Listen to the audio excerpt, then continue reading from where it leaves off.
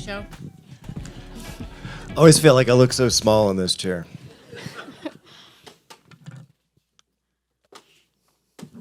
So I think we're just going to get rolling. So obviously, Greg and I had a couple of questions that we threw up at the end, but really I want this to be more of a collective with your table. And obviously everybody will have their own individual answer, but also I want to elevate our realtor community by thinking with your realtor hat on for the masses, right? So some of the questions that I asked at the end, and I'll ask them again. If you guys to ponder as a table, I'm going to ask, think, Anthony, you want like kind of just people to have like a captain at the table to kind of generate an idea that everybody could benefit from. I want to hear your best ideas. So of all the things that I spoke about, and I'm sure Greg will have his question, really want to get really crystal clear. And I'm happy for you to have an individual answer for you for your 48-hour action plan, but I want you to have sort of a broader perspective of how we can impact the real estate industry. What on average do realtors, what tool, what boundary do we need to set? What person do we need to put in place? What mindset do we need to adopt that would immediately increase our ROI or ROE, return on energy, return on investment, and time? So that's the question, and you guys are going to discuss that briefly. And then I'm going to want you guys to elect a team captain and a leader who's going to just hopefully grab a mic and then tell us what your best ideas are so we can all have a takeaway from today. Is that kind of what we're doing? Yeah. Okay. Leader will put it up on Slido. So how much time do we want to give them? Great. Per question? Yeah, I think that works. Yeah, I mean, we can go through all of them. Maybe I'll start backwards, and if we'll let Greg do one, and then if we've got some time, we can go through more. So the question is, what tool, boundary, tactic, process, person, or mindset do we need to adopt in our realtor community or as a realtor in general to get an immediate ROE or ROI on your time?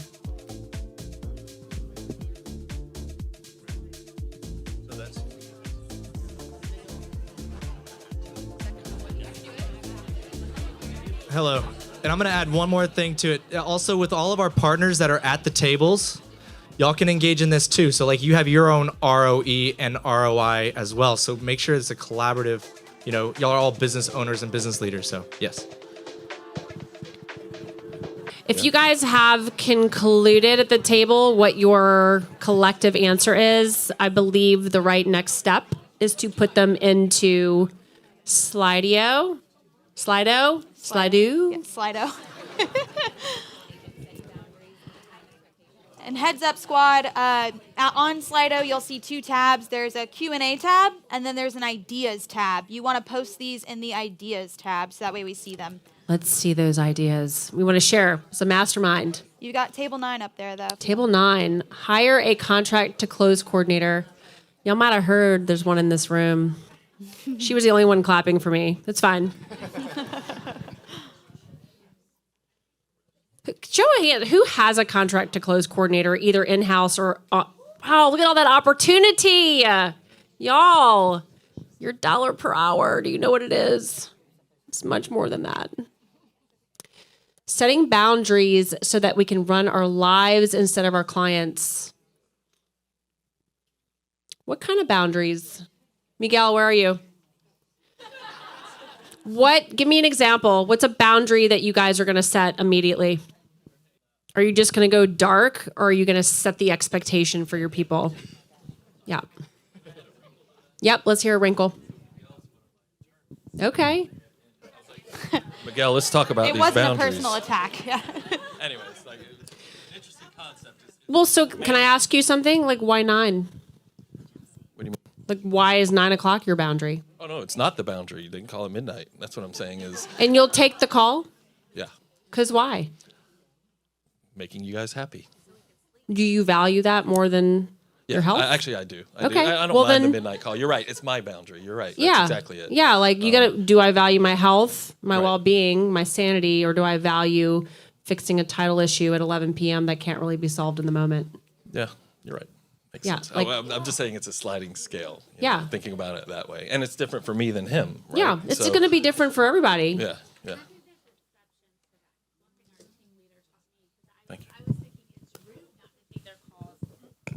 I was thinking it was rude not to take their calls. This is the largest purchase a lot of them are going to make. You want to answer their calls. There's a sense of emergency.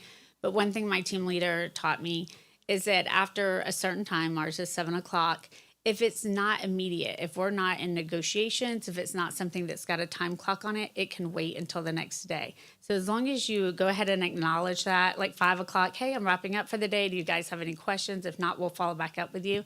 Then everything's fine. So there's always exceptions Absolutely. to that cutoff. But if your exception becomes the standard, then it's Yes. just a suggestion. So agree. Like there are going to be time sensitive things in our world, and there's going to be do we all had clients where everything's on fire? Like everything, right? Okay, that's not accurate. What is that boundary? Yeah, for sure. Training your clients, time blocking, and being intentional with your time and protecting your priorities. Mackenzie, where are you? Right here. Yeah, girl. Tell me more. We were just saying if you're not intentional about the time that you spend away from work, then you're always going to be scattered everywhere. And so you think that you're doing your clients a favor by being on all the time, but really you're just spreading yourself thinner and thinner and thinner by not time blocking. I love that. My coach did something really valuable for our team. She came up and shared the concept of focus days and flex days. Do you guys know what those are? So focus day is like where I'm like literally heads down from the time that I get to the office to the time I get the things done. I'm not also going to pick up my dry cleaning at lunch. I'm not also getting my nails refilled. I'm not also, going to soccer practice. It's like straight up, this is my focus day. And then the flex days are days where you're kind of off, but maybe you'll take that appointment, but it's also the time to get your roots done, or it's time to like leave town early or whatever. And if we don't put that in our calendar, then what happens is we feel like we were working all the time. Our brain, our amygdala starts to get overwhelmed. And then we start to think, oh my God, I'm working all the time with no fulfillment and no time off. Saw somebody say a day off. Schedule your day off. Find somebody in your office that can, other than maybe a negotiating phone call, handle those things that come in, or somebody that can be a partner to you, like maybe a young and hungry agent or something that would really appreciate a lead that came in on a Sunday when you're trying to have Easter brunch with your family or whatever. So just, it's not all created equal. And then Sandy Baker in table 3 said, set boundaries. The excuses, oh, we did? Okay. Change mindset, delegate leverage to anyone who can do 80% as well as you. Yeah, that's such a good one. I love that. Nobody's ever going to be you.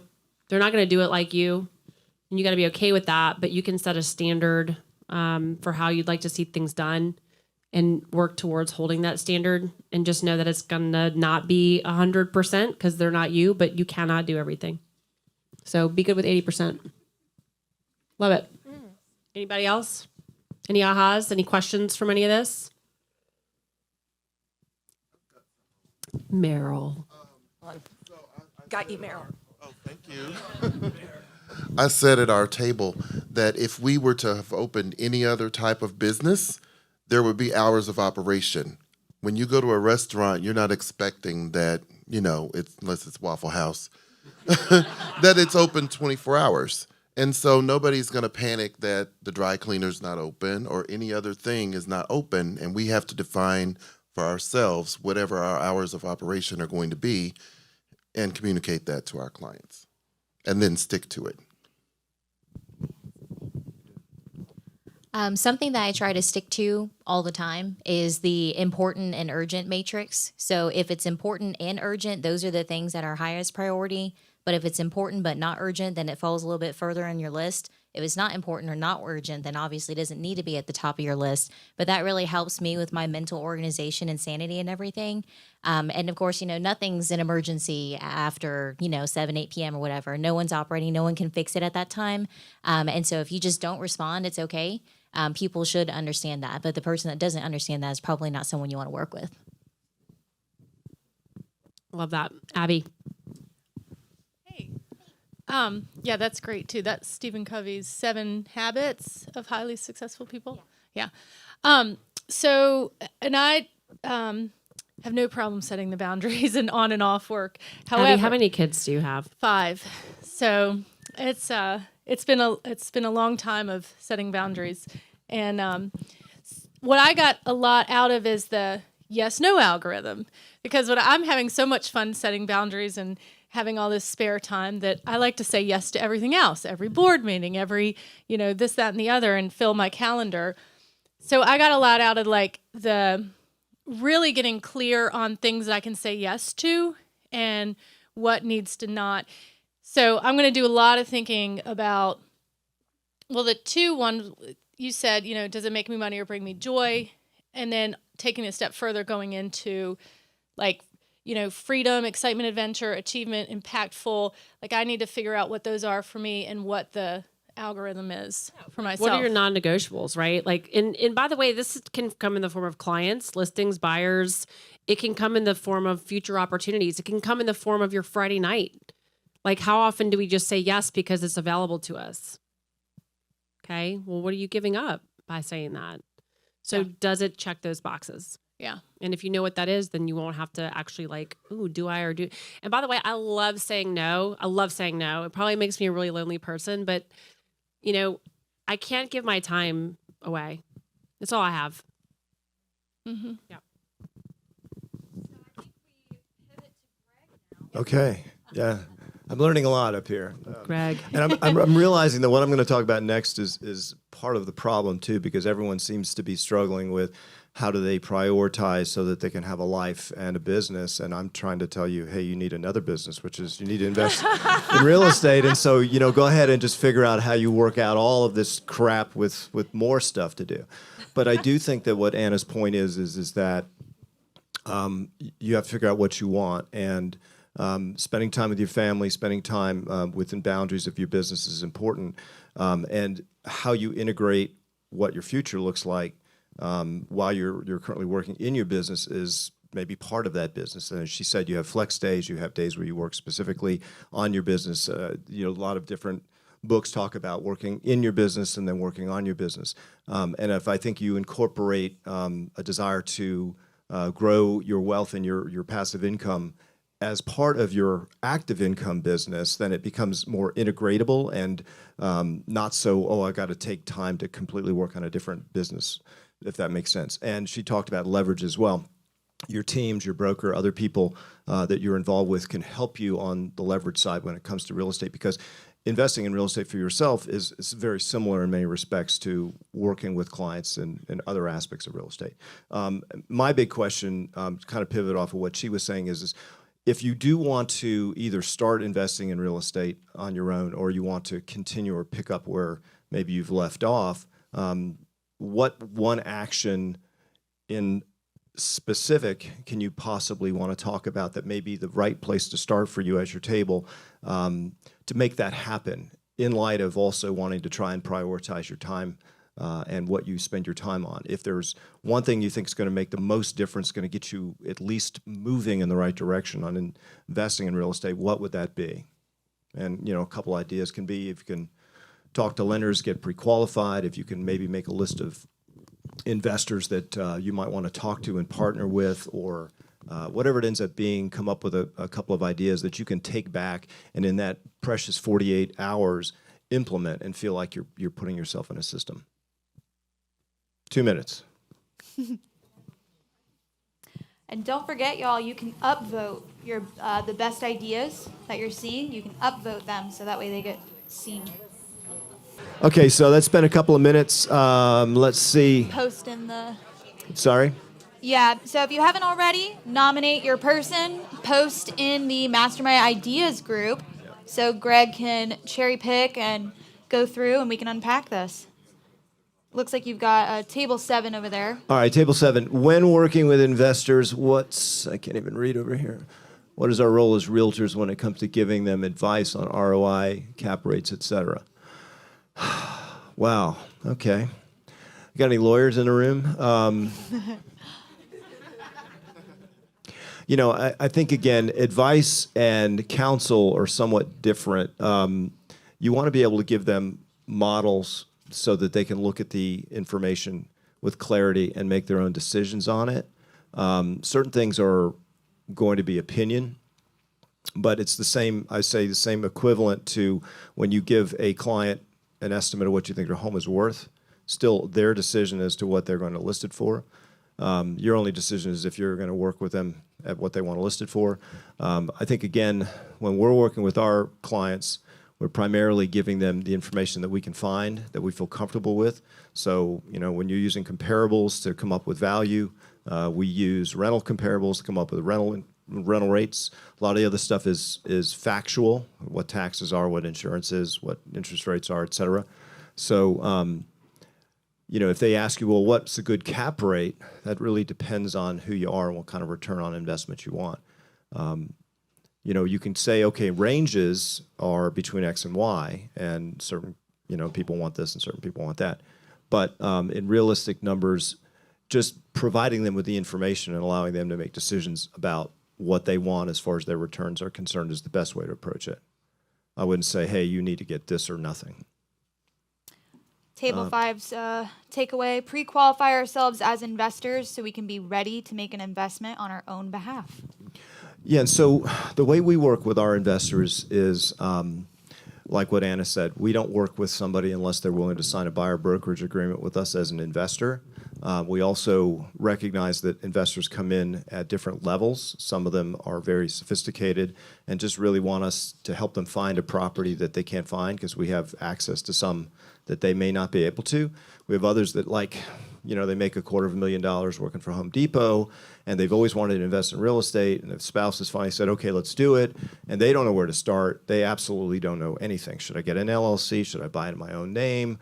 Where do I start? And so what we end up doing is we put them through a checklist, and there's a checklist from the very beginning, if you're brand new, never done it, to if you're very sophisticated, and everything has to kind of check off. If we explain the differences. We advise them if they need to go get legal or other kinds of professional information about their own specific scenario, but we make sure that they're ready to go. And one of those things, as you mentioned, is that they have financing. If they're not going to buy with cash, then they need to talk with different lenders and understand what the options are. There are Fannie and Freddie investor options. There are private money investor options. There are hard money investor options. There's lots of opportunities out there, and we provide them with that information, give them guidance, but they are the ones that need to go ahead and find out, okay, what can I qualify for and what am I comfortable with?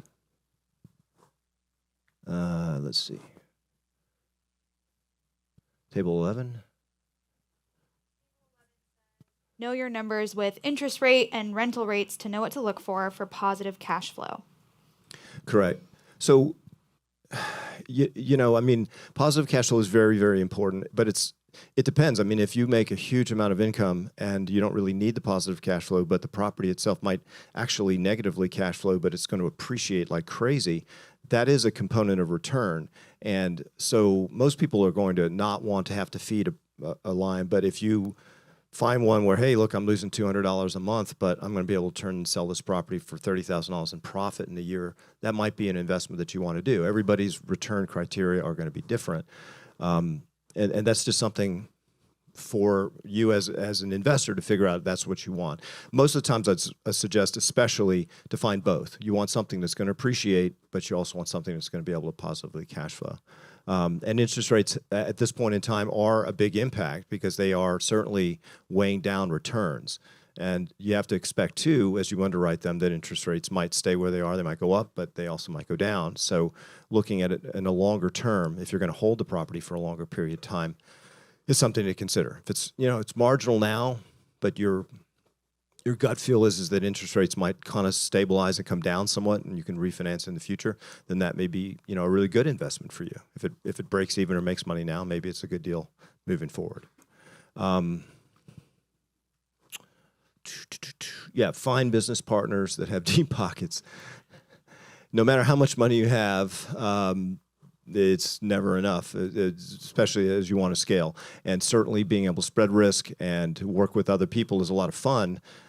So I certainly suggest that. And as a realtor, especially, one of the things someone asked me before, which was 10, 15 years ago, and if you were looking at investing, raising money was the hard part. You really had to give up a lot of a deal in order to raise money because money was the hard part. Deals were everywhere.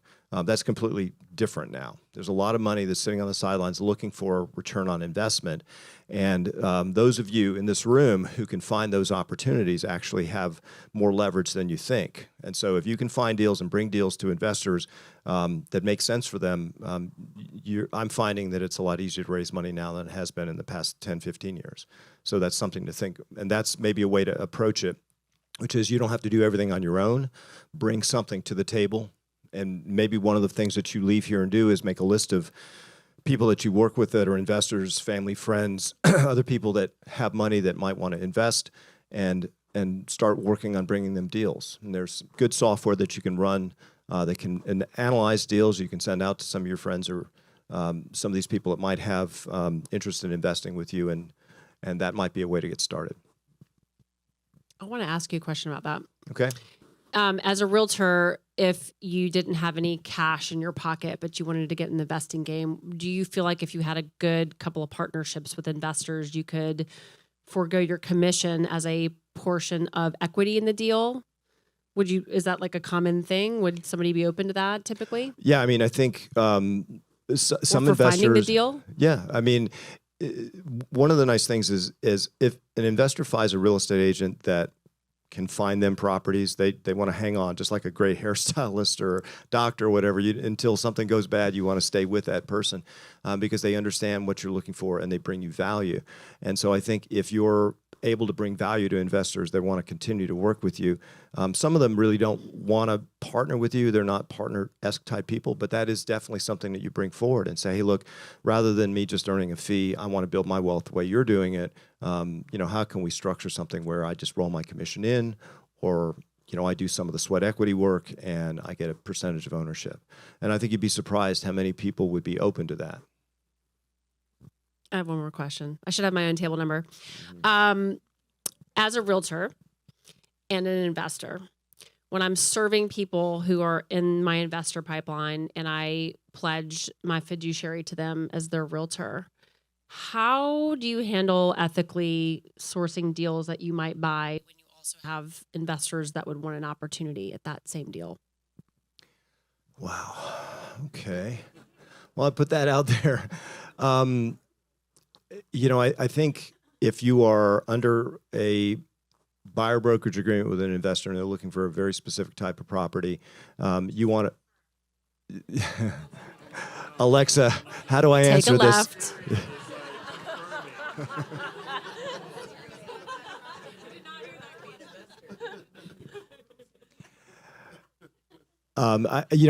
I think clarity, transparency is very important. If you're a fiduciary, then I think you have to kind of treat your client as a fiduciary, and you have to give them that opportunity to look at a property.